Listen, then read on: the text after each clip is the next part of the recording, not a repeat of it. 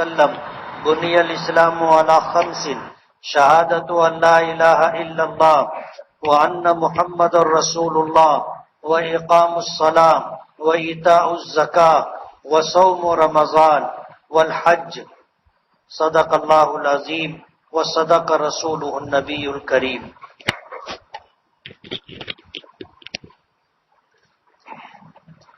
بزرگان محترم اور عزیز دوستو،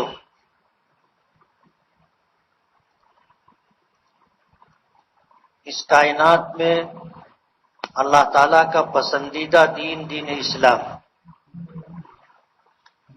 جس کی ابتدا حضرت آدم علیہ نبینا علیہ الصلاۃ والسلام سے ہوئی، اور جیسے جیسے زمانہ گزرتا گیا انبیاء کرام علیہم الصلاۃ والسلام آتے رہے، احکامات نازل ہوتے رہے، اور یہ سلسلہ چلتا رہا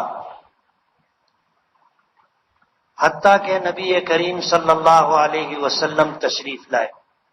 صلاۃ والسلام سے لے کر کے ہمارے آقا جناب رسول اللہ صلی اللہ علیہ وسلم تک جتنے انبیاء کرام علیہم الصلاۃ والسلام تشریف لائے، کم و بیش ان کی تعداد 1,24,000 کے لگ بھگ. ان میں سے ایک بڑی تعداد رسولوں کی ہے اور ایک بڑی تعداد نبیوں کی ہے. رسول اسے کہتے ہیں جسے اللہ پاک نے صاحب شریعت بنایا. اللہ نے ان کو آسمانی کتاب عطا کی، صحیفے نازل کیے، وہ رسول کہلاتے. اور جن کے اوپر کتاب یا صحیفے نازل نہیں ہوئے وہ نبی کہلاتے. دونوں میں فرق ہے. فرق اتنا ہے کہ جو رسول ہوتے ہیں وہ صاحب شریعت ہوتے ہیں، ان کو باقاعدہ کتاب دی جاتی ہے.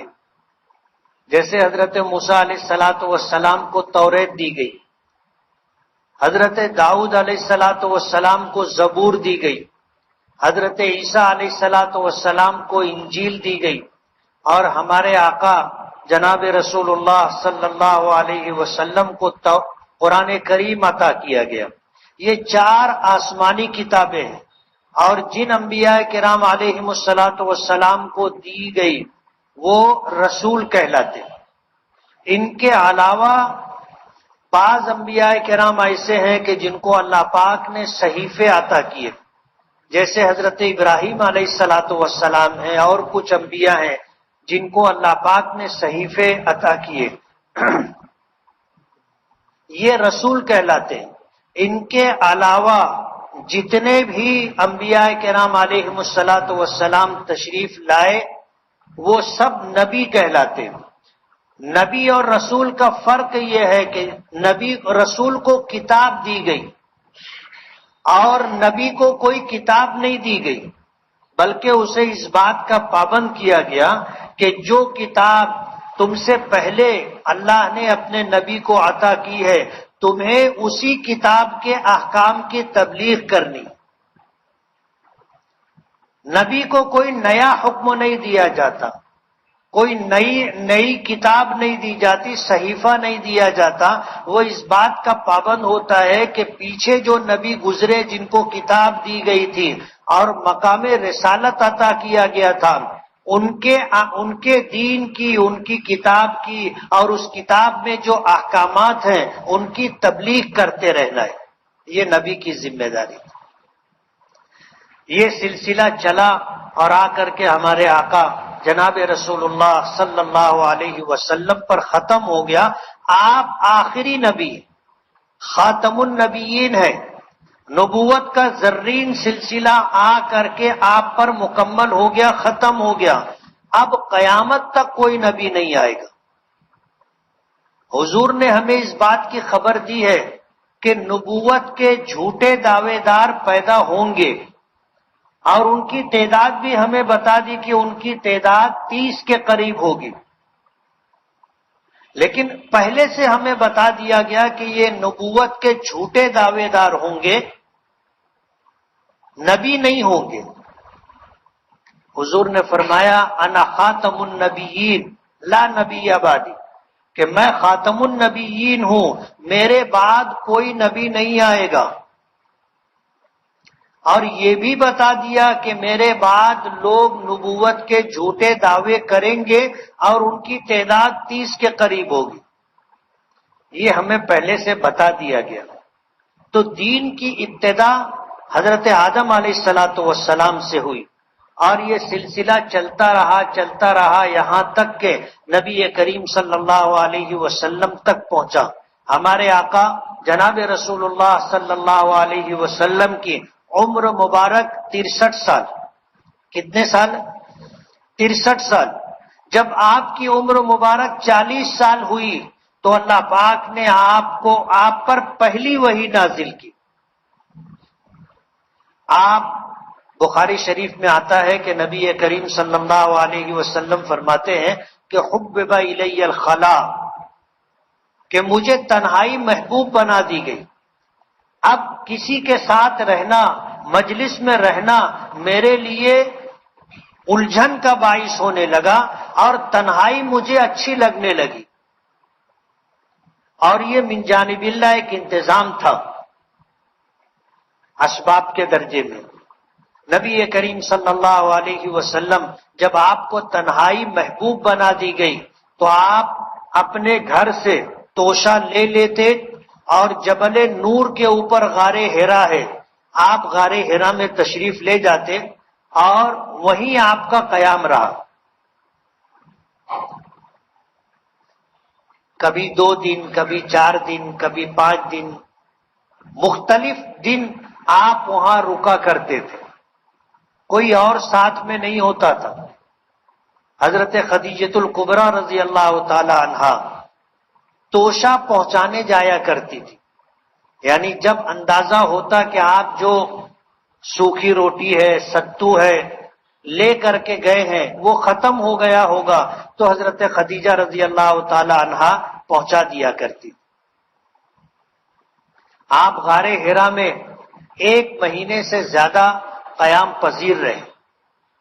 اللہ پاک نے حضرت جبرائیل کے ذریعے سے پہلی وحی بھیجی، اور وہ پہلی وحی آئی تو حضور فرماتے ہیں کہ میں نے جبرائیل کو ان کی اصلی شکل میں دیکھا. اور جبرائیل کی اصلی شکل کیا؟ فرمایا ان کے 600 بازو ہیں، اور ایک بازو کو اگر وہ پھیلائیں تو مشرق اور مغرب کا افق بھر جائے. نبی کریم صلی اللہ علیہ وسلم کے پاس حضرت جبرائیل آئے پہلی وحی لے کر کے، اور آ کر کے نبی کریم صلی اللہ علیہ وسلم سے فرمایا اقرا، پڑھیے. تو حضور نے فرمایا ما انا بقاری، میں پڑھا لکھا نہیں. جب حضور نے یہ جواب دیا تو حضور فرماتے ہیں، جس کو امام بخاری رحمت اللہ علیہ نے اپنی کتاب بخاری شریف میں ذکر کیا، کہ پھر حضرت جبرائیل نے ہمارے آقا کو اپنے سینے کے ساتھ لگایا اور زور سے دبایا. حضور فرماتے ہیں حتی بلغ من الجہد، میری برداشت کی حد ختم ہونے لگی، اتنی زور سے دبایا. اور اس کے بعد چھوڑ دیا. پھر فرمایا اقرا، پڑھیے. تو حضور نے پھر جواب دیا کہ ما انا بقاری. پھر دوسری مرتبہ حضرت جبرائیل نے حضور کو اپنے سینے سے لگایا، زور سے دبایا، پھر چھوڑ دیا. پھر فرمایا اقرا، حضور نے فرمایا ما انا بقاری. تیسری مرتبہ حضرت جبرائیل نے حضور کو اپنے سینے سے لگایا، اور جب چھوڑا تو حضور نے پڑھنا شروع کر دیا.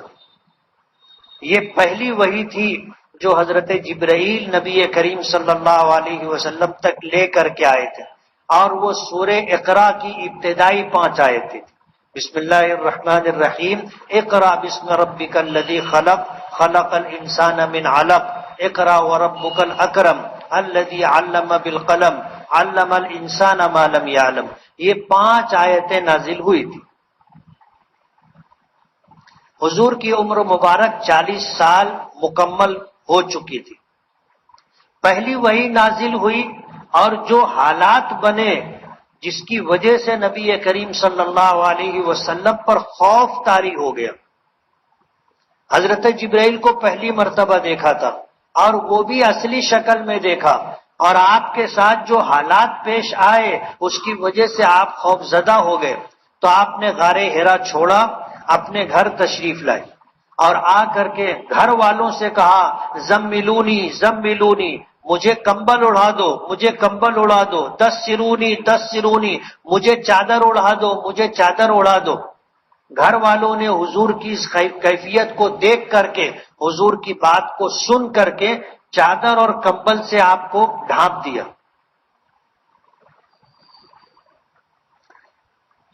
حضرت خدیجہ رضی اللہ تعالی عنہا نے نبی کریم صلی اللہ علیہ وسلم سے پوچھا کہ آپ کو کیا ہو گیا؟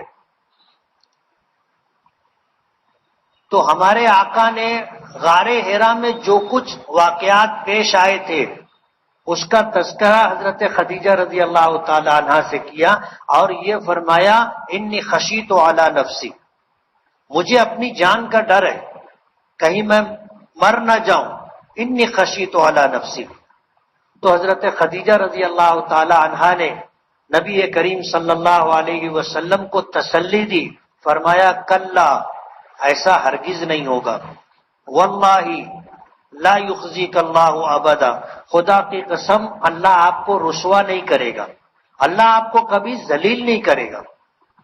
انک لتصل الرحم، آپ اپنے رشتہ داروں کے ساتھ صلہ رحمی کرتے، وتقری الضیف، آنے والے مہمانوں کی مہمان نوازی کرتے ہیں، وتحمل الکل، معذور لوگوں کا بوجھ اٹھاتے ہیں، وتکسب المعدوم، اور سماج میں جو کمانے کے لائق نہیں ہوتے، جن کے پاس کوئی روزگار نہیں ہوتا، آپ ان کے لیے کما کر ان کی ضرورتیں پوری کرتے۔ وتعین علی نوائب الحق، اور حق کا کام کرنے والے اوپر اگر حالات آتے ہیں تو آپ ان کی مدد کرتے۔ ان جملوں سے حضرت خدیجہ رضی اللہ تعالی عنہ نے نبی کریم صلی اللہ علیہ وسلم کو تسلی دی تھی، اس لیے کہ حضور نے فرمایا تھا انی خشیت علی نفسی، مجھے اپنی جان کا ڈر ہے، میں ڈرتا ہوں میں کہیں میری جان نہ چلی جائے۔ اب ظاہر بات ہے جان لینے والے کون لوگ ہوں گے؟ یا تو اپنے رشتہ دار ہوں گے۔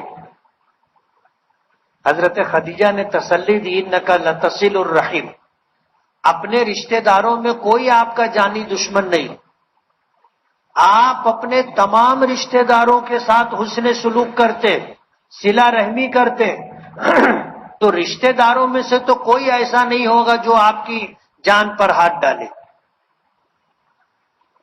وتقری الضیف، رشتہ داروں کے علاوہ جو لوگ ہیں سماج میں، ان میں اگر کوئی آپ کے پاس آتا ہے تو وہ آپ کا مہمان ہوتا ہے اور آپ اس کی مہمان نوازی کرتے، وہ کیوں آپ کی جان پر ہاتھ ڈالے گا؟ وتحمل الکن، سماج میں جو لوگ معذور ہیں، کما نہیں سکتے، آپ کما کر کے ان کی ضرورت پوری کرتے ہیں، تو وہ کیوں آپ کی جان کے در پہ ہوگا؟ وتکسب المعدوم، اور سماج میں جو لوگ معذور نہیں ہیں لیکن ان کے پاس روزگار نہیں ہے، نوکری نہیں ہے، بے روزگار ہیں، آپ کما کر کے ایسے لوگوں کی ضرورت پوری کرتے، تو وہ آپ کے پیچھے کیوں لگیں گے؟ اور پھر سماج میں جو لوگ لوگوں کا کام کرتے ہیں، حق پر قائم ہیں اور حق کی تبلیغ کرتے ہیں، حق کا ساتھ دیتے ہیں، آپ ان کی مدد کرتے، تو کون ہوگا جو آپ کی جان لے گا؟ تسلی دی، اور یہ معمولی تسلی نہیں ہے، معمولی تسلی نہیں ہے۔ اللہ کے رسول صلی اللہ علیہ وسلم کو ان کلمات کے ذریعے سے جب تسلی دی گئی تو حضور میں ہمت آ گئی۔ پہلی وحی نازل ہونے کے بعد پھر 3 سال تک وحی نہیں آئی، اور یہ 3 سال اس طرح گزرے کہ نبی کریم صلی اللہ علیہ وسلم ہر دن جبرائیل کے آنے کا انتظار کرتے تھے، ہر دن جبرائیل کے آنے کا انتظار کرتے تھے، اور اس درمیان آپ کی کیفیت عجیب و غریب تھی جس کو ہم الفاظ میں بیان نہیں کر سکتے۔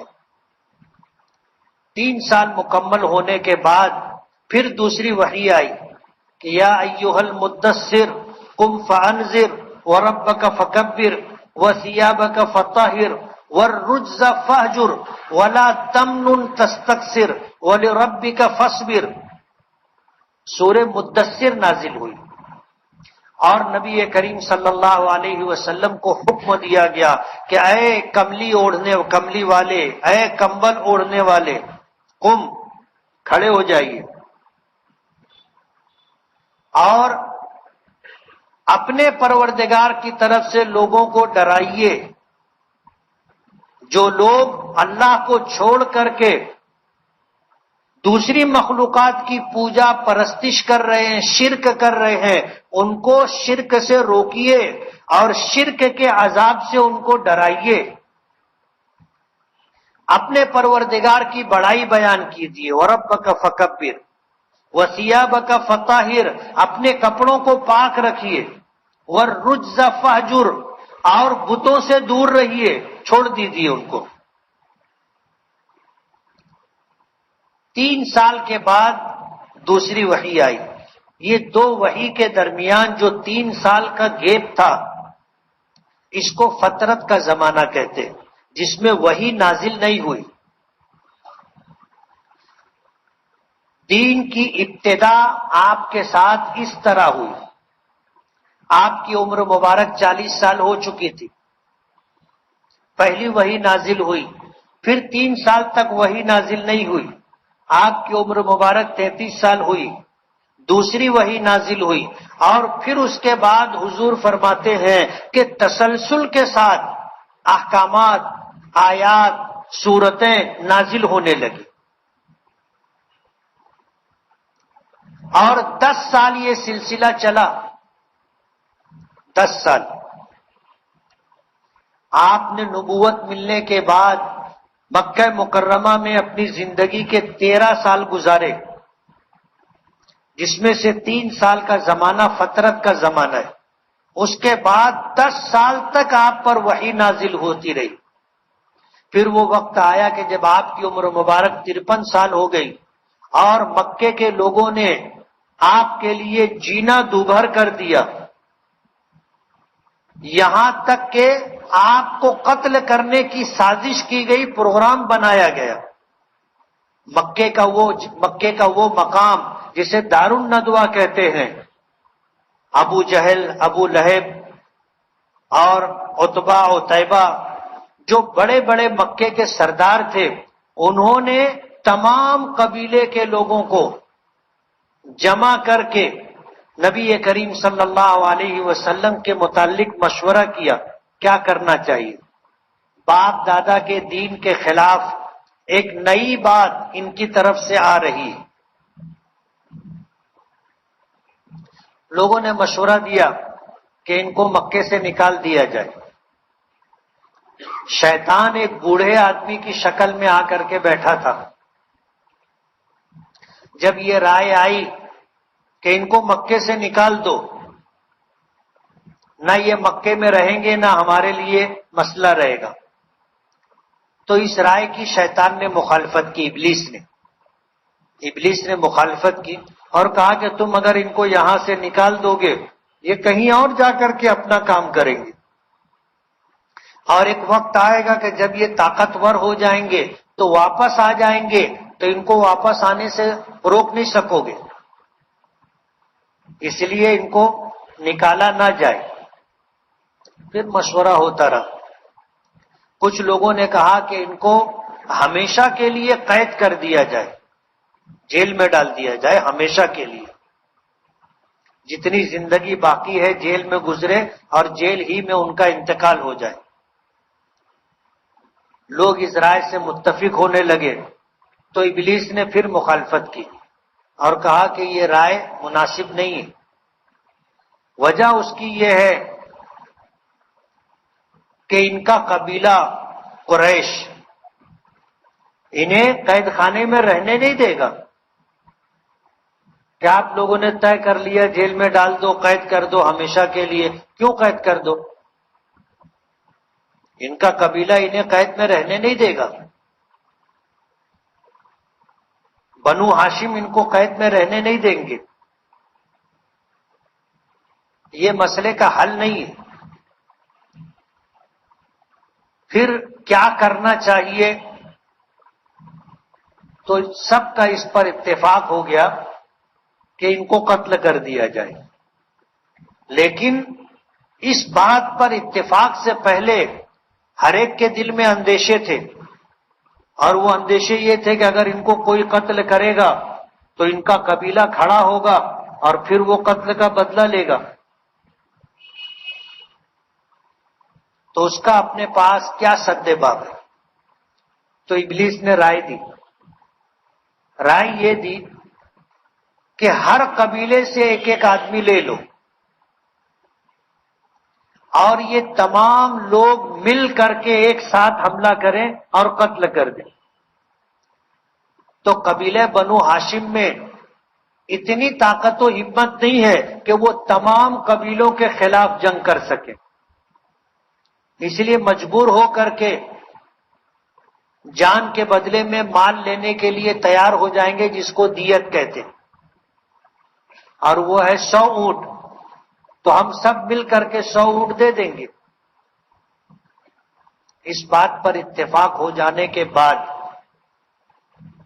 ان لوگوں نے تاریخ اور وقت طے کر لیا. جب ان کے درمیان یہ سب کچھ طے ہو چکا تو حضرت جبرائیل نے آ کر نبی کریم صلی اللہ علیہ وسلم کو اس بات کی خبر دی کہ اب ان لوگوں نے آپ کو قتل کرنے کا پروگرام بنا لیا ہے، اس لیے آپ اب یہاں سے نکلیے. حضرت جبرائیل نے آ کر کے خبر دی تو نبی کریم صلی اللہ علیہ وسلم نے حضرت علی رضی اللہ تعالیٰ عنہ جو حضور کی پرورش میں تھے، حضور کے گھر پہ رہتے تھے، ان کو نبی کریم صلی اللہ علیہ وسلم نے حکم دیا کہ تم میرے بستر پر لیٹ جاؤ، میرے پاس مکے والوں کی امانتیں ہیں، یہ امانت فلاں کی، یہ امانت فلاں کی، یہ امانت فلاں کی، یہ سب تفصیل بتائی اور یہ کہا کہ میں مدینہ جا رہا ہوں، صبح ہوگی تو جس کی امانتیں ہیں تم وہ امانت اس کو واپس پہنچا دینا اور پھر مدینہ آ کر کے مجھ سے ملاقات کرنا. اللہ کے رسول صلی اللہ علیہ وسلم نے حضرت علی کو اپنے بستر پر لٹھایا، امانتیں سپرد کی اور آپ دروازے سے نکلے تو آپ کے مکان کو، آپ کے در دولت کو چاروں طرف سے لوگوں نے گھیر رکھا تھا. بخاری شریف میں آتا ہے حضرت جبرائیل کے کہنے پر حضور نے زمین سے ایک مٹھی مٹی اٹھائی اور شاہت الوجوہ کہہ کر کے وہ مٹی پھینکی. قرآن کریم میں آتا ہے اللہ پاک فرماتے ہیں کہ وما رمیت اذ رمیت ولکن اللہ رما، یہ مٹی تم نے نہیں پھینکی تھی، وہ ہم نے پھینکی تھی. اور جتنے لوگ مکان گھیر کر کے آپ کو قتل کرنے کے لیے آئے تھے،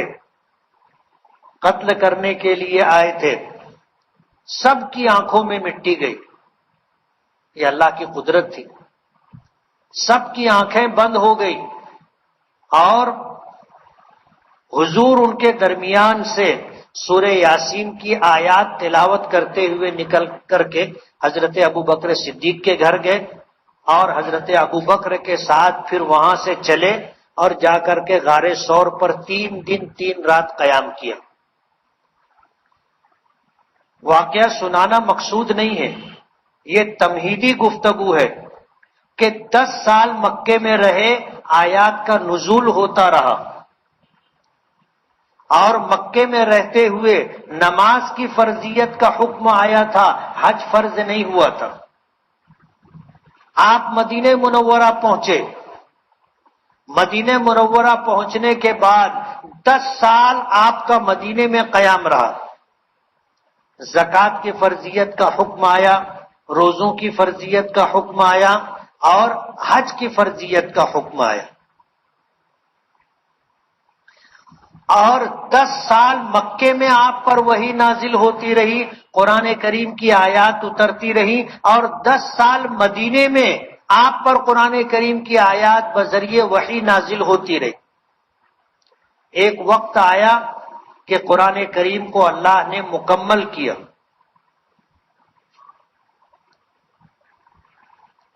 سن 9 ہجری میں حج کی فرضیت کا حکم آیا، 9 ہجری میں، اور 10 ہجری مکمل ہونے پر آپ دنیا سے پردہ فرما گئے۔ مورخین نے، حدیثوں کے شارحین نے لکھا ہے کہ سن 8 ہجری میں مکہ مکرمہ فتح ہوا۔ جب مکہ مکرمہ فتح ہوا تو حج کا مہینہ آ گیا تھا۔ حج کی فرضیت سن 9 ہجری میں ہوئی، لیکن حج پہلے سے ہوتا آ رہا تھا۔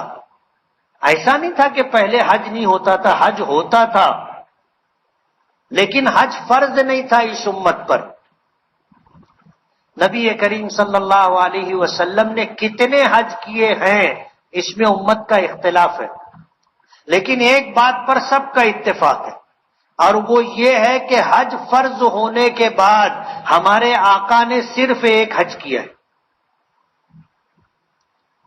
حج فرض ہونے سے پہلے حج ہوتا تھا، لوگ حج کیا کرتے تھے۔ زمانے جاہلیت میں حج ہوتا تھا، اس سے پہلے حج ہوتا تھا، اس سے پہلے حج ہوتا تھا۔ حالانکہ حتیٰ کہ حضرت آدم علیہ السلام کے زمانے سے حج کا سلسلہ تھا۔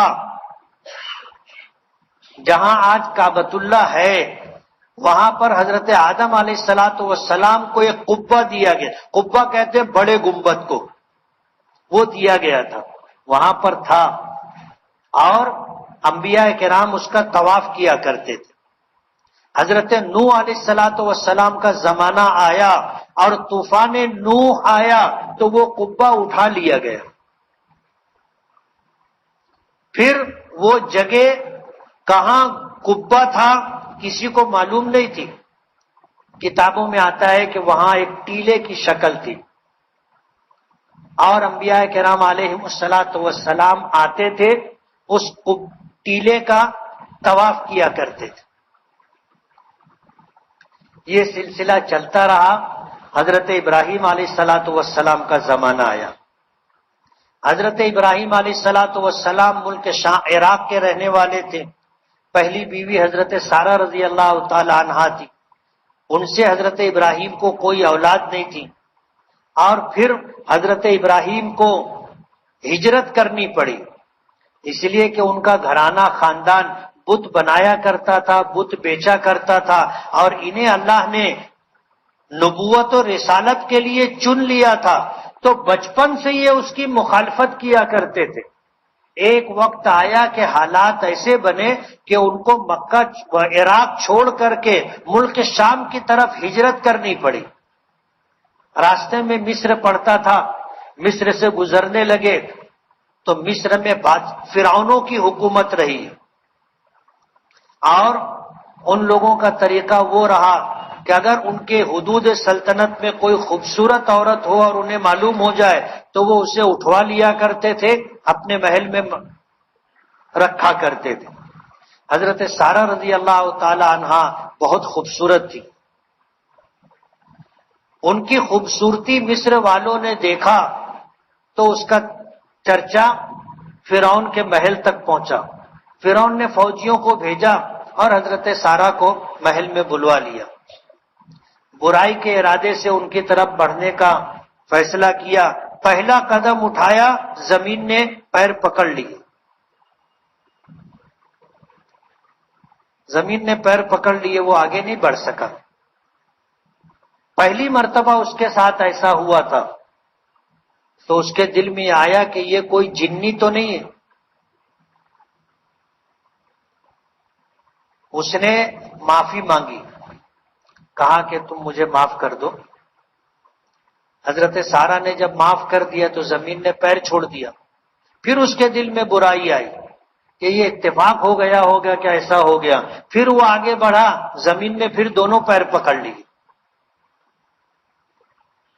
تیسری مرتبہ بھی اس نے اسی طرح کیا, لیکن پھر اس کو اس بات کا یقین ہو گیا کہ یہ کوئی اللہ کی انتہائی نیک اور برگزیدہ بندی ہے جس کی حفاظت کا اللہ نے یہ انتظام کیا ہے.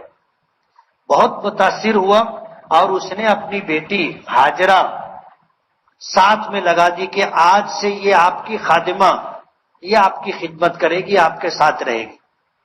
حضرت سارہ کے ساتھ حضرت ہاجرہ آئی اس مقام پر جہاں حضرت ابراہیم تھے.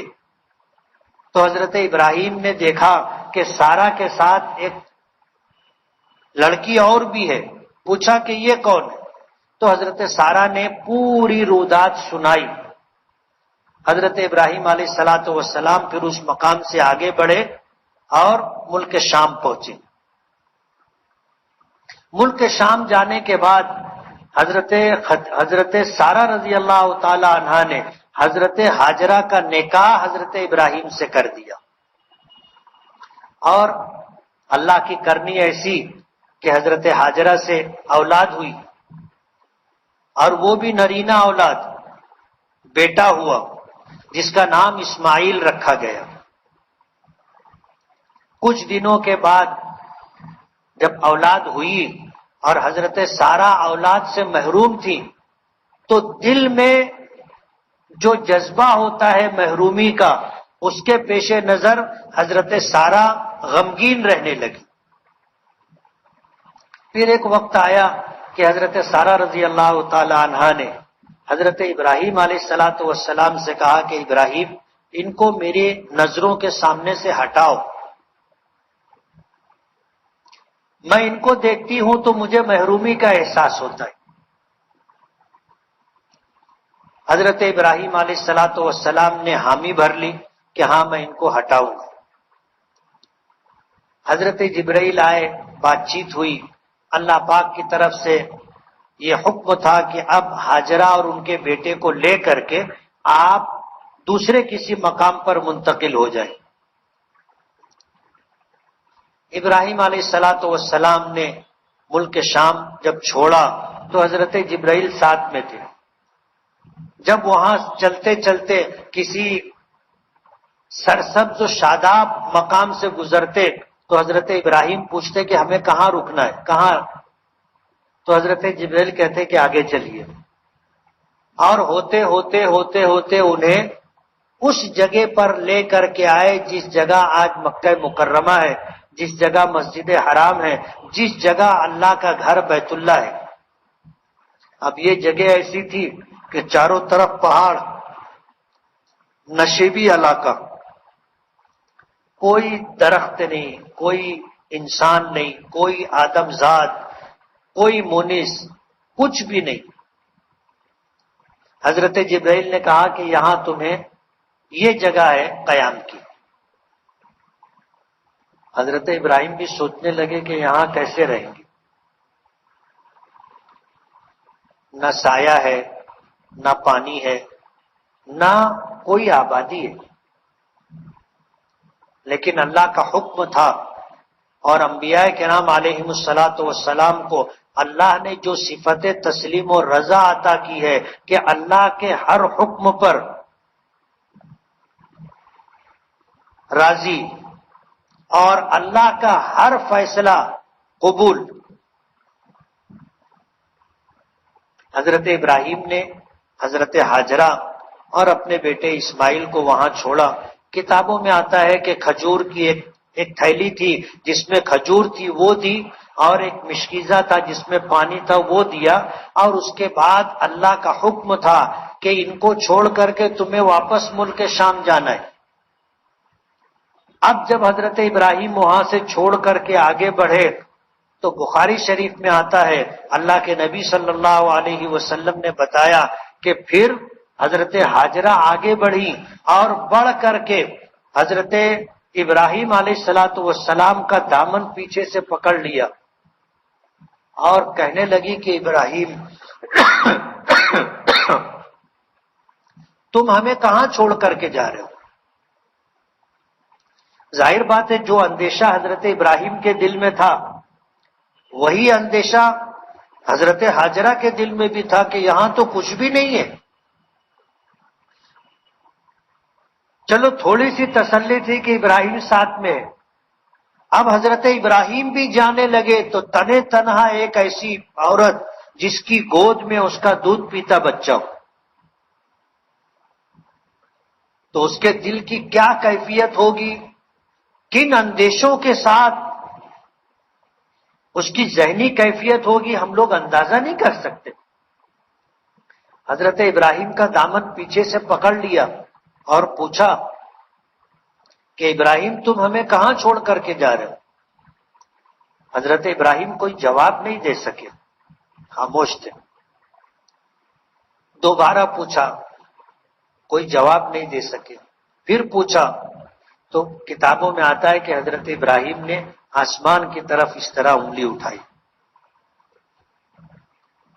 تو حضرت ہاجرہ نے کہا کہ کیا یہ میرے پروردگار کا حکم ہے؟ حضرت ابراہیم نے سر کے اشارے سے کہا کہ ہاں. حضور پاک صلی اللہ علیہ وسلم فرماتے ہیں کہ حضرت ہاجرہ نے اس وقت جو جملہ کہا تھا جسے حضور نے نقل فرمایا اور امام بخاری رحمت اللہ علیہ نے اپنی کتاب میں اس کو ذکر کیا کہ حضرت ہاجرہ نے کہا تھا اذا لا یضیعونی، اگر یہ پروردگار کا حکم ہے تب پروردگار ہمیں ضائع نہیں کرے گا. لا یضیعونی، ہمیں پروردگار ضائع نہیں کرے گا. حضرت ابراہیم کا دامن چھوڑ دیا. حضرت ابراہیم علیہ الصلاۃ والسلام آگے بڑھے اور کتابوں میں آتا ہے کہ جہاں مروہ پہاڑی ہے اس سمت چلے اور پھر پہاڑی پر چڑھ کر کے دوسری طرف اتر گئے. جب دوسری طرف اتر گئے تو اتر جانے کے بعد حضرت ابراہیم علیہ الصلاۃ والسلام وہاں رک گئے. رک کر کے پلٹ کر کے دیکھا تو ظاہر بات ہے سامنے پہاڑ تھا. ایک طرف حضرت ابراہیم تھے، بیچ میں پہاڑ تھا، اور دوسری طرف حضرت ہاجرہ اور بیٹا اسماعیل. بیوی اور بیٹا نظر نہیں آیا. قرآن کریم میں حضرت ابراہیم علیہ الصلاۃ والسلام کی دعا ہے جو اسی مقام پر حضرت ابراہیم نے مانگی تھی.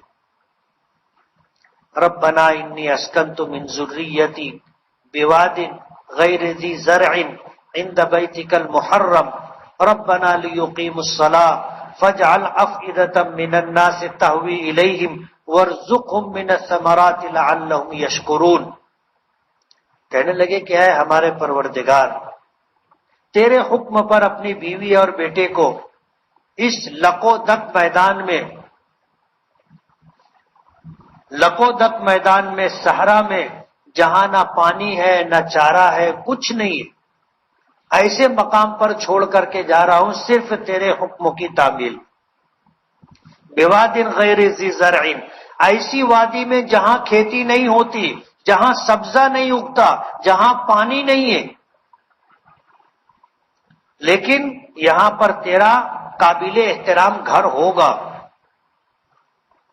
حضرت جبرائیل نے بتا دیا تھا دعا کی فجعل افئدۃ من الناس، کہ اے اللہ لوگوں کے دلوں کو اس طرف مائل کر دے، مائل کر دے. پوری دنیا میں بسنے والے انسانوں کا دل اس طرف جھکا دے، مائل کر دے. تہوی الیہم، دلوں کو مائل کر دے، جھکا دے. وارزقہم من الثمرات، اور یہاں رہنے والوں کو پھلوں کی روزی عطا فرما. اب آپ سوچو، صحرا ہے، ریگستان ہے، جہاں کوئی کھیتی نہیں ہوتی، جہاں پانی نہیں ہے. حضرت ابراہیم نے دعا کیا مانگی؟ پوری دنیا کے قیامت تک آنے والے انسانوں کو دلوں کو اس طرف متوجہ کر دے، مائل کر دے، دلوں کو جھکا دے، اور یہاں رہنے والوں کو پھلوں کی روزی عطا فرما. ظاہر بات ہے انسانی عقل سوچے گی کہ جہاں روٹی میسر نہیں ہے وہاں پھلوں کی روزی مانگی جا رہی، عقل قبول نہیں کرتی اس بات کو۔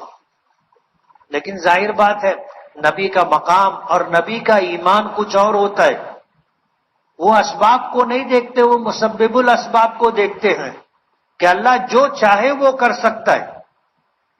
اس لیے اللہ سے مانگنا ہو اللہ کی شان کے مطابق مانگنا چاہیے۔ ہم غریب ہیں، بے یار و مددگار ہیں، ہم حالات کا شکار ہیں، بہت مجبور اور بے بس ہیں، لیکن جس پر ہمارا ایمان ہے وہ مجبور نہیں ہے، وہ بے بس نہیں ہے، وہ اسباب کا محتاج نہیں ہے، اس کے خزانے میں کسی چیز کی کمی نہیں ہے۔ اس لیے جب مانگو اللہ سے تو اللہ کی شان کے مطابق مانگو۔ اس لیے ہمارے بڑے دعا مانگتے ہیں کہ اللہ ہمیں اپنی شان کے مطابق عطا کر۔ ظاہر بات ہے اللہ کی شان ہے، ہمیں اندازہ نہیں، پتہ نہیں اللہ کی شان کتنی بلند ہے، لیکن دعا مانگی جاتی ہے کہ اللہ ہمیں اپنی شان کے مطابق عطا کر۔ حضرت ابراہیم علیہ الصلوۃ والسلام نے پھلوں کی روزی مانگی تھی، وَارْزُقْهُم مِّنَ الثَّمَرَاتِ، پھلوں کی روزی عطا کر۔ اور اللہ کے لیے کچھ بھی مشکل نہیں ہے، وَمَا ذَلِكَ عَلَى اللَّهِ بِعَزِيزٍ، اللہ کے لیے کچھ بھی مشکل نہیں۔ دعا مانگی، دعا مانگ کر کے آگے بڑھے، کچھ آگے جانے کے بعد وحی نازل ہوئی ابراہیم پر کہ ابراہیم آگے دیکھو، پیچھے دیکھو، دائیں دیکھو، بائیں دیکھو۔ حضرت ابراہیم نے اللہ کے حکم کی تعمیل کی، چاروں طرف دیکھا، اور چاروں طرف دیکھ لینے کے بعد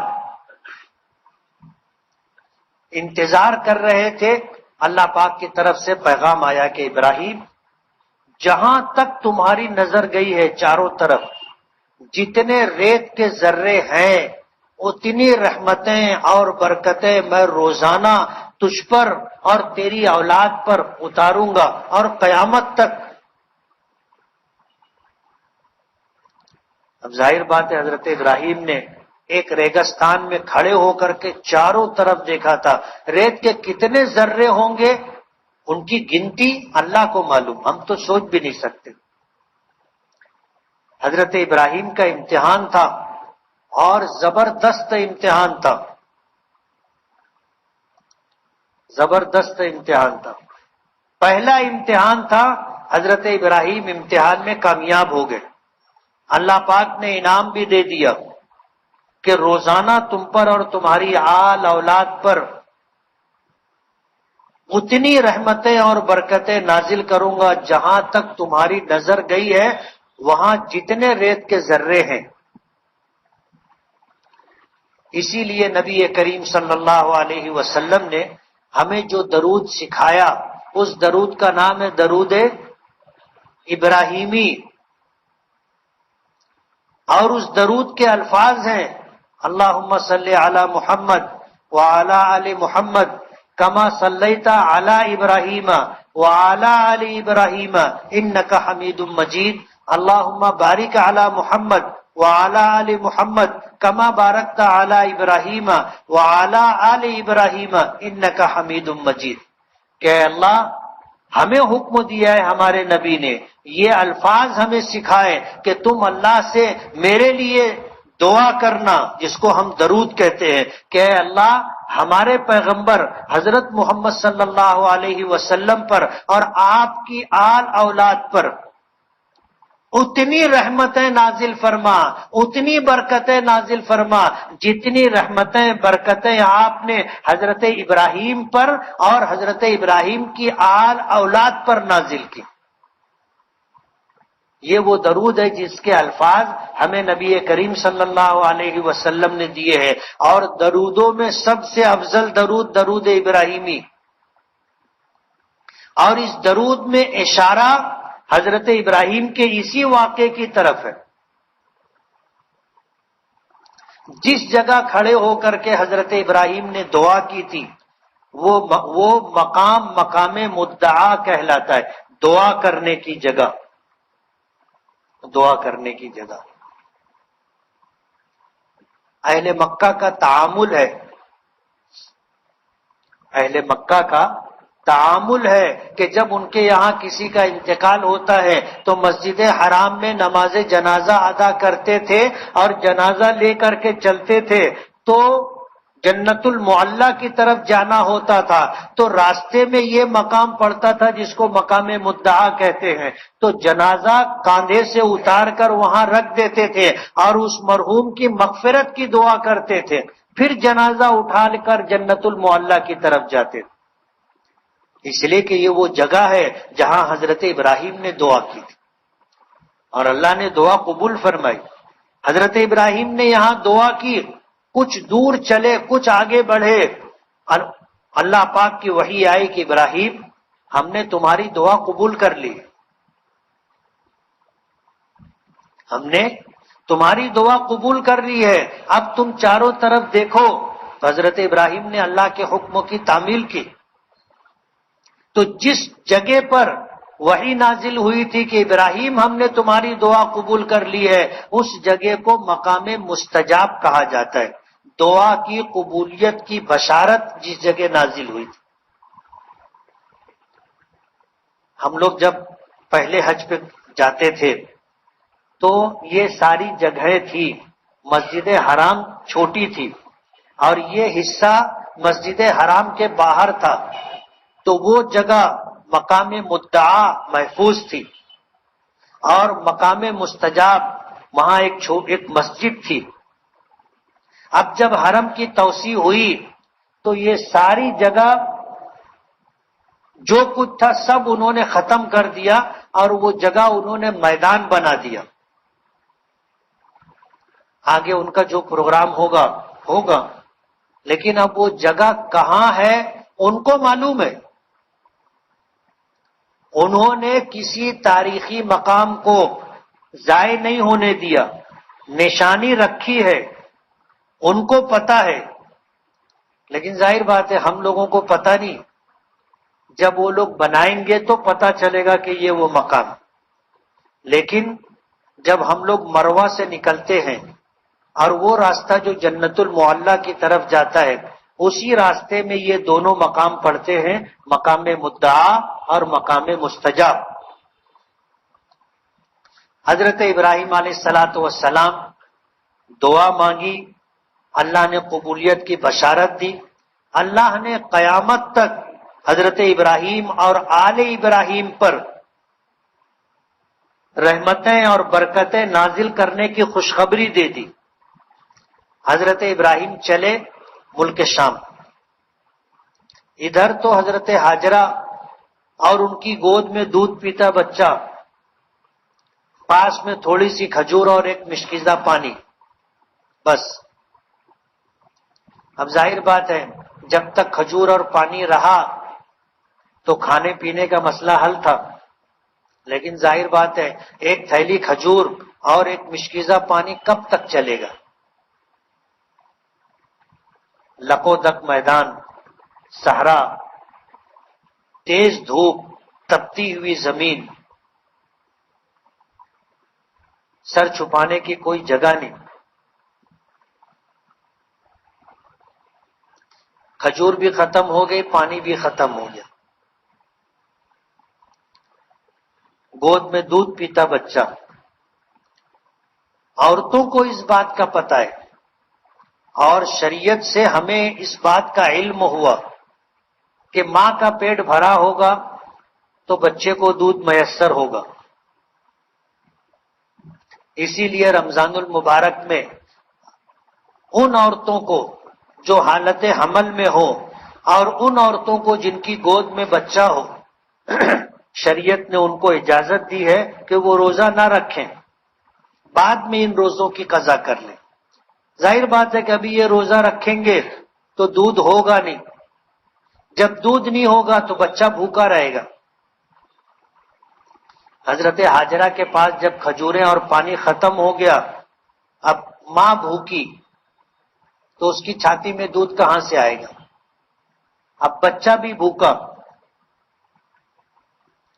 اب ظاہر بات ہے بچہ تو بچہ ہوتا ہے لیکن ماں کو تو سمجھتا ہے نا.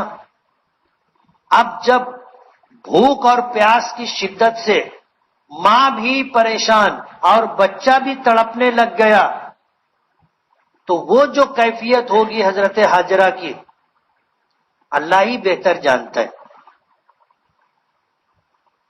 ایسے حالات آ گئے. اب حضرت ہاجرہ بےتاب ہو گئی, پریشان ہو گئی, کیا کریں. کتابوں میں آتا ہے کہ حضرت ہاجرہ نے آواز دی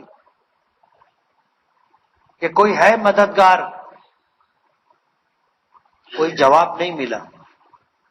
تو حضرت ہاجرہ قریب میں پہاڑی صفا تھی, اس امید پر ادھر گئی کہ پہاڑی پر چڑھ کر کے میں دیکھوں کہیں پانی ہے کیا, کہیں کوئی آبادی ہے کیا, کوئی جانے والا قافلہ نظر آ جائے. بےتابی کے ساتھ وہاں گئی. جب کچھ نظر نہیں آیا تو اس پہاڑی سے اتر کر کے سامنے پہاڑی مروہ تھی, لپک کر کے ادھر جانے لگی. بیچ میں جب گہرائی کا علاقہ آیا جو نشیبی علاقہ تھا تو وہاں سے بچہ نظر نہیں آ رہا تھا. تو اتنی جگہ حضرت ہاجرہ نے دوڑ کر کے طے کی. پھر جب بچہ نظر آنے لگا تو وہاں سے چلتے ہوئے مروہ تک گئی. ایسے 7 چکر لگائے. جب مروہ پر پہنچی, آخری چکر مروہ پر پہنچی تو کچھ آہٹ سنائی دی. آہٹ دیکھا تو جس جگہ بچہ لیٹا ہوا تھا زمین پر تڑپ رہا تھا وہاں پر کوئی ہے. تو بےتاب ہو کر کے لپک کر کے آئی تو وہاں حضرت جبرائیل کھڑے تھے. اور جس جگہ حضرت اسماعیل بھوک اور پیاس کی شدت کے ساتھ تڑپ رہے تھے, ایڑی رگڑ رہے تھے, وہاں پر جبرائیل نے اپنا پیر مارا. اللہ نے وہاں سے پانی کا چشمہ جاری کیا. تو حضرت ہاجرہ نے فوراً جو ہے ریت کا گھروندا بنایا, گول دائرہ, اور کہنے لگی زم زم. یہ عبرانی زبان کا لفظ ہے جس کے معنی آتے ہیں رک جا رک جا. پانی کو کہنے لگی رک جا. ظاہر بات ہے اب پانی بہے گا تو ضائع ہو سکتا ہے. انہیں کیا پتا تھا کہ یہ چشمہ جو جاری ہوا ہے یہ قیامت تک جاری رہے گا, انہیں نہیں معلوم تھا. فوراً گھیرا بنایا اور گھیرا بناتے ہوئے ان کی زبان سے نکلا زم زم, کہ رک جا رک جا. یہ وہ پانی ہے جسے دنیا زمزم کے نام سے جانتی ہے, اور اس پانی میں اللہ نے 2 تاثیر رکھی. پوری دنیا کے پانی میں ایک تاثیر ہے کہ وہ سیراب کر دیتا ہے, پیاس بجھا دیتا ہے, بھوک نہیں مٹاتا. زمزم میں اللہ نے 2 تاثیر رکھی ہے کہ یہ پیاس بھی بجھا دیتا ہے اور بھوک بھی مٹا دیتا ہے. آدمی مہینوں زمزم پہ گزارا کر لے گا. ہم کو کھانے کی عادت ہے اس لیے کھانا تو یاد آئے گا, لیکن آدمی اگر کھانا نہ کھائے اور زمزم پیتا رہے تو مرے گا نہیں. اللہ نے اس میں پیاس بجھانے کی بھی تاثیر رکھی ہے اور بھوک مٹانے کی بھی تاثیر رکھی ہے. اور حضور نے اس سے آگے کی بات کہی ہے. حضور نے فرمایا ماء زمزم لما شرب لہ, زمزم کا پانی جس مقصد کے لیے پیا جائے گا اللہ وہ مقصد پورا کر دے گا. صرف پیاس نہیں بجھائے گا, صرف بھوک نہیں مٹائے گا.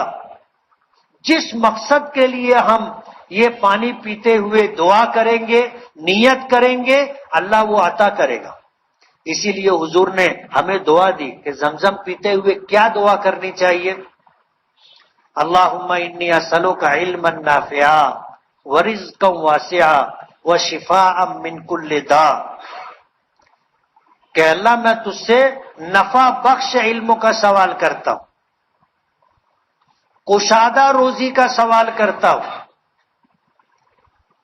اور ہر بیماری سے شفا مانگتا ہوں۔ اب ایک آدمی کو اللہ تعالیٰ اس دنیا میں علم نافع عطا کر دے، اس کی مراد پوری ہوگی، اور اسی کے ساتھ وسیع اور کشادہ فراخ رزق دے دے کہ وہ کسی مخلوق کا محتاج نہ رہے، اس کی ساری ضرورت پوری ہوتی رہے، اور اس کے بعد ہر بیماری سے اللہ اسے شفا اور نجات دے، دنیا میں اور کیا چاہیے؟ علم نافع بھی ہے، اور دولت کا کشادہ فراخ روزی بھی ہے، اور تندرستی بھی ہے۔ غالب نے کہا ہے نا، تندرستی 1000 نعمت ہے، تندرستی 1000 نعمت ہے۔ یعنی آدمی کے پاس اگر تندرستی ہے تو سب ہے۔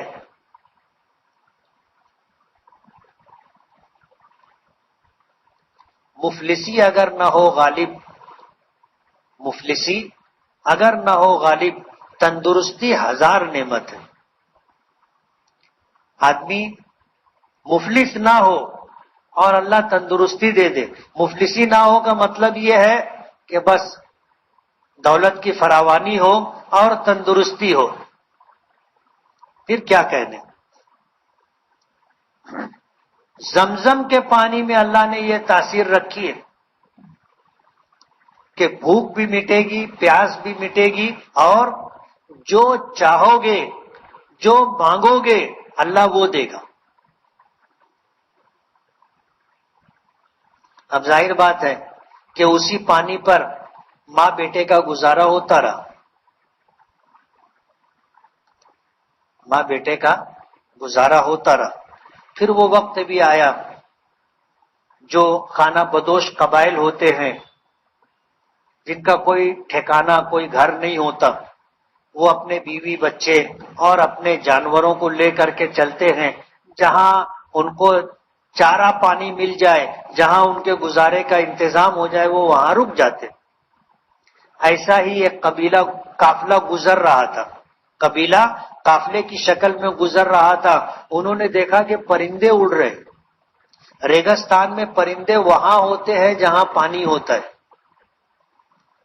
تو انہوں نے دیکھا کہ پرندے اڑ رہے ہیں، اور اس راستے سے وہ بارہا گزر چکے تھے، لیکن کبھی ان کو پرندے نظر نہیں آئے تھے۔ یہ پہلا اتفاق تھا کہ ان کو پرندے نظر آ رہے تھے۔ وہ آپس میں ایک دوسرے کی طرف دیکھنے لگے کہ یہ کیا بات ہے۔ پرندوں کا ہونا اس بات کی دلیل ہے کہ نیچے پانی ہے، لیکن ان کی تحقیق یہ تھی کہ یہاں پانی نہیں ہے۔ اب وہ لوگ جستجو لے کر کے آئے کہ دیکھو تو کیا ہے۔ جب وہ لوگ آئے اس وادی میں، آ کر کے دیکھا تو وہاں پانی کا چشمہ ہے، اور تنے تنہا ایک عورت ہے، اس کی گود میں بچہ ہے۔ ان لوگوں نے پانی دیکھا تو ان کی تو مراد پوری ہو گئی، پانی کی تو تلاش میں وہ لوگ رہتے تھے، اور پانی ہے تو سب ہے، اور پانی نہیں ہے تو کچھ بھی نہیں۔ اللہ پاک فرماتے ہیں وَجَعَلْنَا مِنَ الْمَاءِ كُلَّ شَيْءٍ حَيٍّ أَفَلَا يُؤْمِنُونَ، ہر چیز کی زندگی ہم نے پانی پر رکھی ہے، ہر چیز کی زندگی۔ پانی ہے تو زندگی ہے، اور پانی نہیں ہے تو زندگی نہیں۔ اب وہ قبیلہ جب دیکھا کہ یہاں پر چشمہ ہے، ابلتا ہوا پانی ہے، تو انہوں نے وہاں پانی مانگا اور پھر رکنے کی اجازت مانگی۔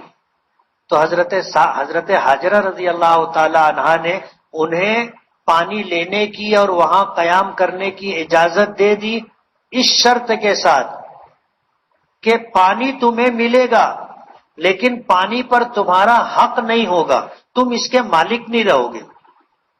ظاہر بات ہے، اندھے کو کیا چاہیے؟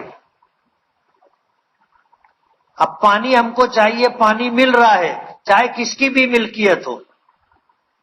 انہوں نے قبول کر لیا، ٹھیک ہے، پانی آپ کی ملکیت، پانی پر آپ کا حق، ہمیں پانی ملتا رہے گا، حضرت حاجرہ نے کہا کہ ہاں ملتا رہے گا، انہوں نے وہاں پر قیام کر لیا۔ اب ظاہر بات ہے یہ خانہ بدوش قبیلہ تھا، ان کا کوئی مستقل ٹھکانہ نہیں تھا، جہاں پانی رہتا تھا وہاں رکتے تھے، پانی ختم ہو جاتا تھا دوسری جگہ پانی کی تلاش میں چلے جاتے تھے۔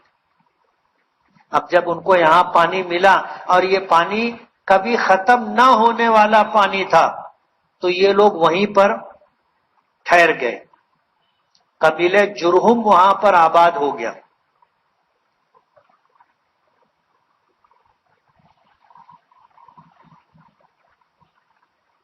اب وہاں پر رہتے ہوئے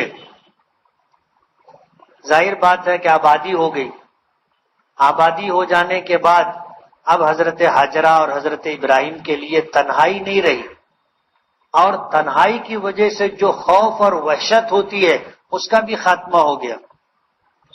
حضرت ابراہیم علیہ السلام ملک شام چلے گئے تھے، لیکن ظاہر بات ہے بیوی، اور وہ بھی ایسی بیوی جس کے ذریعے سے اللہ نے نرینہ اولاد دی تھی ان کی محبت تو دل میں تھی۔ اللہ پاک بھی اس بات کو جانتے تھے کہ ابراہیم کے دل میں بیوی بچے کی محبت ہے۔ اللہ پاک کی طرف سے پھر آزمائش اور امتحان کا فیصلہ ہوا۔ حضرت ابراہیم علیہ السلام نے خواب دیکھا، اور خواب یہ دیکھا کہ وہ اپنے بیٹے اسماعیل کو اپنے ہاتھوں ذبح کر رہے۔ صبح ہوئی، 100 اونٹ اللہ کے راستے میں انہوں نے قربان کی، اللہ کے نام پر قربان کی۔ دوسری رات کو پھر خواب دیکھا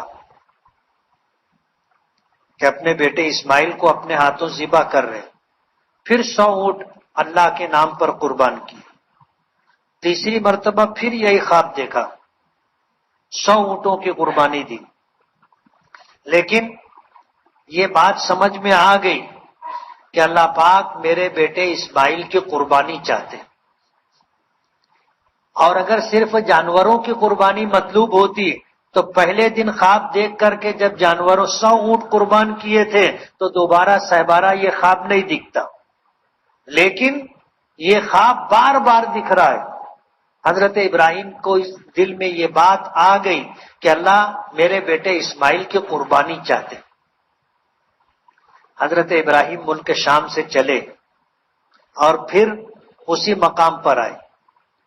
جب یہاں آئے تو یہاں تو آبادی ہو چکی تھی، پانی کا ابلتا ہوا چشمہ تھا۔ اب ان حالات کو دیکھ کر کے حضرت ابراہیم کی آنکھیں ٹھنڈی ہو گئی، لیکن بہرحال وہ تو آئے تھے حضرت اسماعیل کو قربان کرنے کی نیت سے۔ قصہ مختصر یہ کہ انہوں نے اپنے بیٹے اسماعیل سے، جن میں سوجھ بوجھ آ چکی تھی، پوچھا کہ میں نے ایسا ایسا خواب دیکھا ہے اور اللہ چاہتا ہے کہ میں تجھے اللہ کے نام پر ذبح کر دوں، قربان کر دوں، تیری کیا رائے؟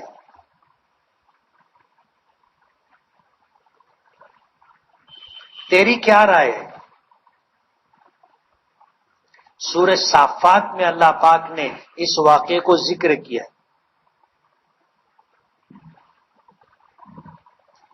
جب حضرت اسماعیل سے پوچھا کہ تیری کیا رائے ہے تو حضرت اسماعیل علیہ السلام جواب یہ دیا کہ والد محترم، والد گرامی، اللہ نے جس بات کا حکم دیا ہے آپ اسے کر گزریے، ستجدونی انشاءاللہ من الصابرین، آپ مجھے صبر کرنے والا پائیں گے۔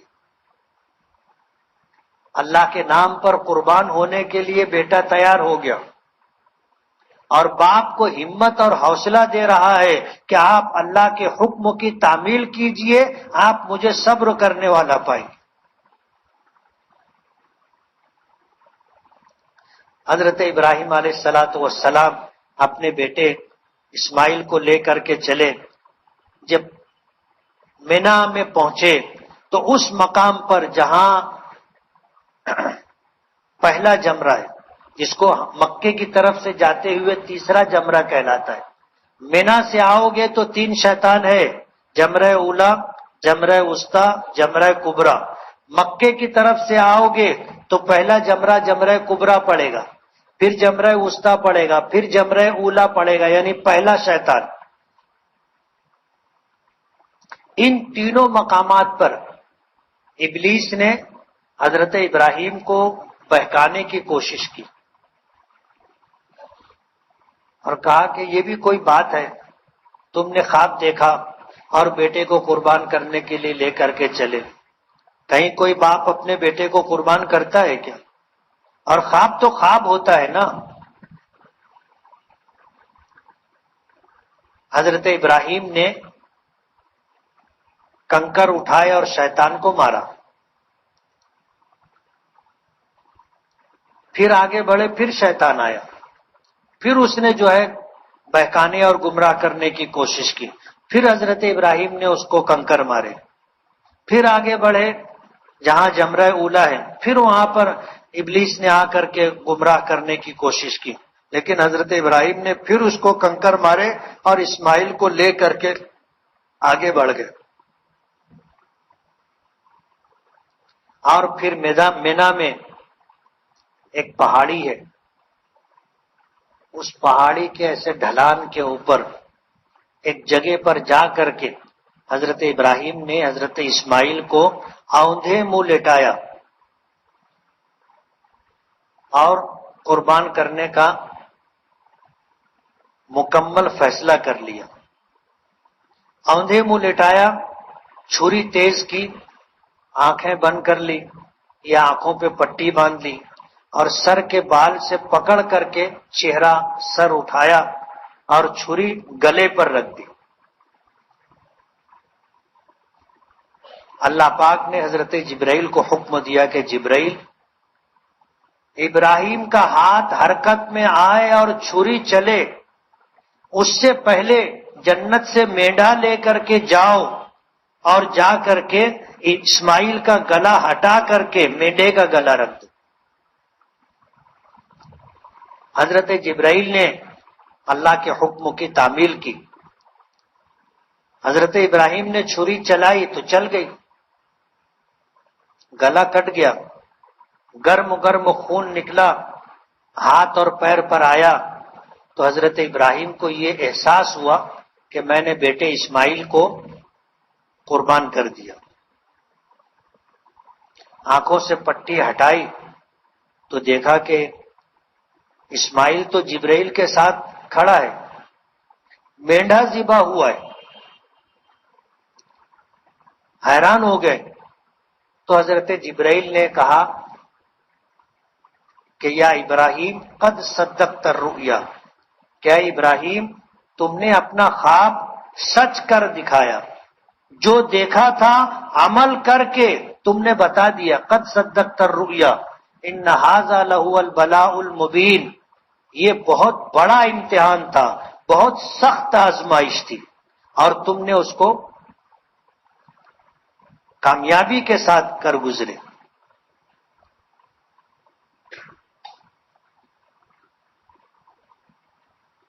اب حضرت ابراہیم کو، حضرت اسماعیل کو لے کر کے حضرت ابراہیم واپس آئے، اولاد کو دیکھنے کی اللہ سے اجازت مانگی تھی، اللہ نے خواب دکھائے اور اس طرح ان کو وہاں تک پہنچایا اور پہنچا کر کے پھر حضرت ابراہیم وہاں سے واپس ملک شام چلے گئے۔ پھر اللہ پاک کی طرف سے حکم آیا کہ ابراہیم مکہ مکرمہ جاؤ اور وہاں پر میرے گھر کی تعمیر کرو، میرا گھر بناؤ، تعمیر کرو۔ حضرت ابراہیم علیہ السلام آئے اور جس جگہ بیت اللہ ہے اس جگہ کا تعین حضرت جبرائیل نے آ کر کے کیا کہ یہ وہ جگہ ہے جہاں پر پہلے اللہ کا گھر تھا، اور جب طوفان نوح آیا تو اللہ نے اس گھر کو آسمان پر اٹھا لیا تھا، لیکن بنیادیں یہیں پر ہیں۔ حضرت جبرائیل نے ساری بنیادوں کی نشاندہی کی پھر حضرت ابراہیم نے اپنے بیٹے اسماعیل کو لے کر کے وہاں پر جو ہے بیت اللہ کی تعمیر شروع کی. 4 دیواری تھی، یہ انہوں نے اٹھایا. مشرق کے سمت دروازہ رکھا داخل ہونے کے لیے، مغرب کے سمت دروازہ رکھا باہر نکلنے کے لیے. یہ دیوار تھی، جہاں تک دیوار اٹھانی تھی دیوار اٹھائی.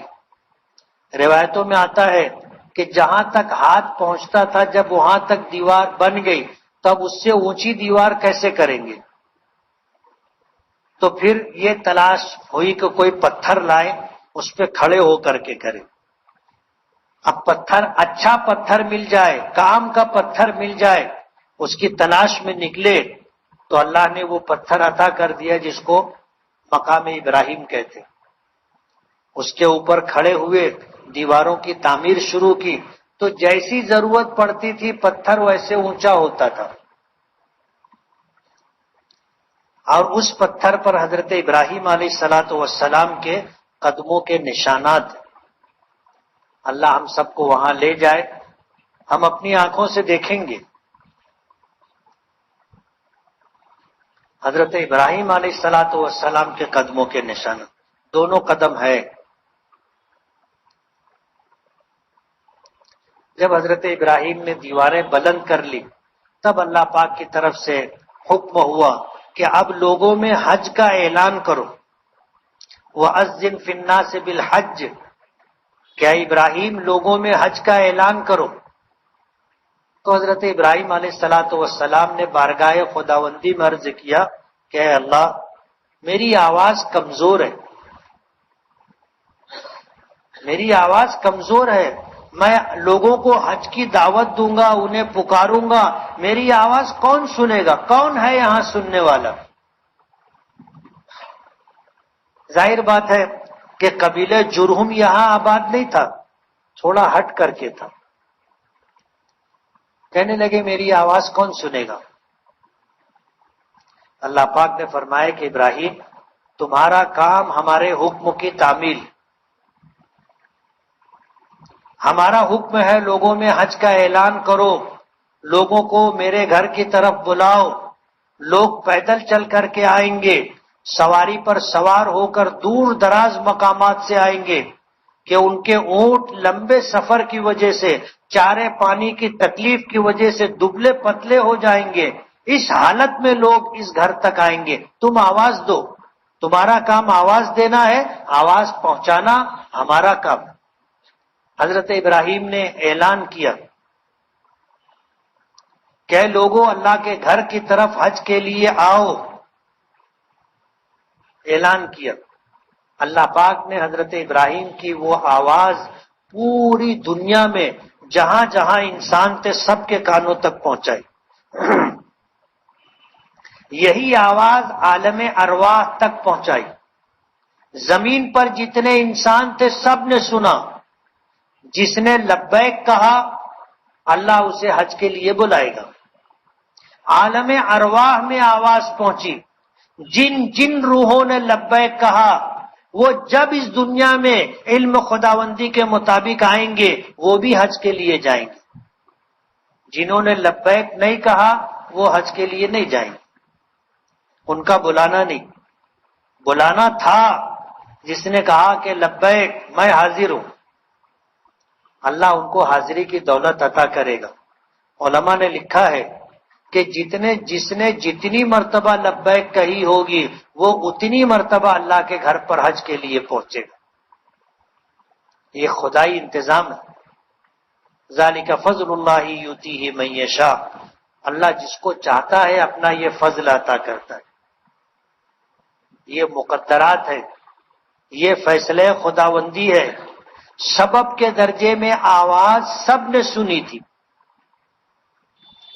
کوئی ایک شخص بھی ایسا نہیں تھا روئے زمین پر جس کے کان تک یہ آواز نہ پہنچی ہو.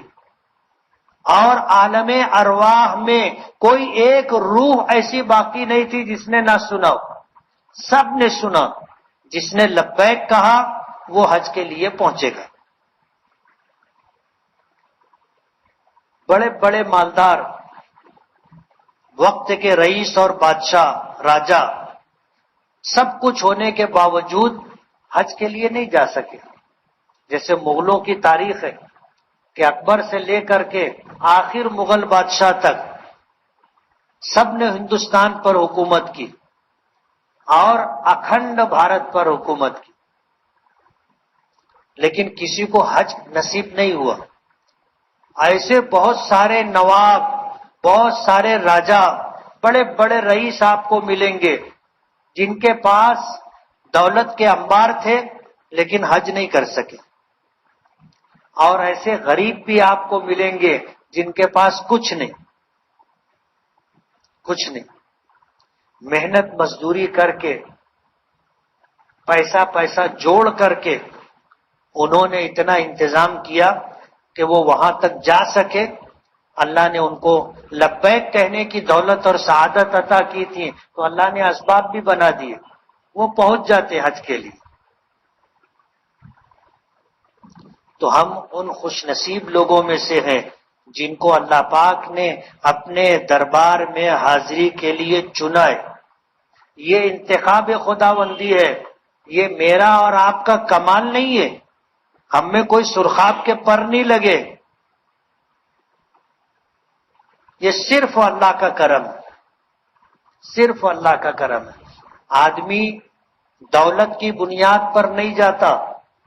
اگر دولت کی بنیاد پہ جاتا تو جتنے دولت مند لوگ ہیں، امیر لوگ ہیں، سب جاتے، رئیس لوگ ہیں، سب جاتے. آدمی صحت کی بنیاد پہ نہیں جاتا، ورنہ جتنے تندرست ہیں سب جاتے.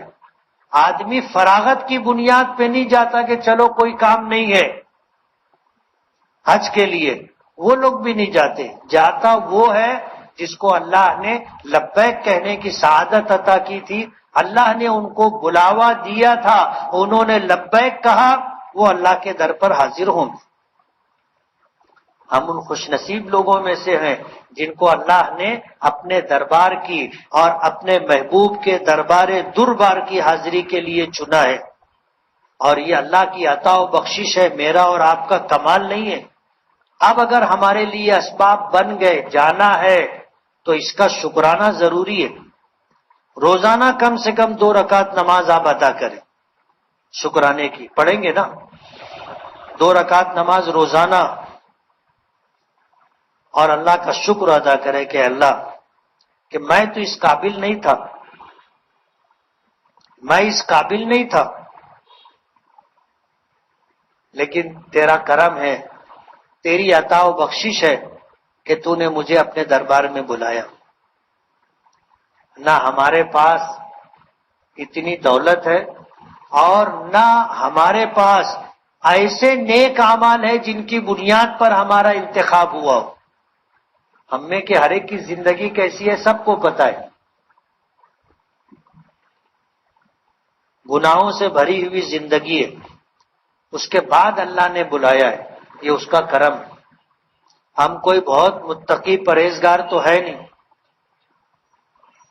ہماری زندگی کیا ہے ہم کو پتہ ہے، اللہ جانتا ہے، لیکن اس کے بعد بھی اللہ نے ہم کو بلایا ہے تو یہ اس کا کرم ہے، اس کا فضل ہے، یہ اس کا انعام ہے. اس کا شکریہ ضروری ہے. قرآن کریم میں اللہ نے فیصلہ فرمایا لئن شکرتم لازیدنکم، اگر تم میری نعمتوں کے ملنے پر میرا شکر ادا کرو گے تو میں نعمتیں بڑھا کر کے دوں گا، نعمتیں بڑھا کر کے دوں گا. جو نعمت دی ہے پھر دوں گا، شکریہ ادا کرو گے پھر دوں گا، شکریہ ادا کرو گے پھر دوں گا. یہ اللہ کا فیصلہ ہے. اس لیے ہمیں روزانہ 2 رکعت نماز شکرانے کی ادا کرنا ہے. کریں گے نا؟ سبحان اللہ و بحمدہ، سبحانک اللہم و بحمدک، نشہد ان لا الہ الا انت، نستغفرک و نتوب الیک.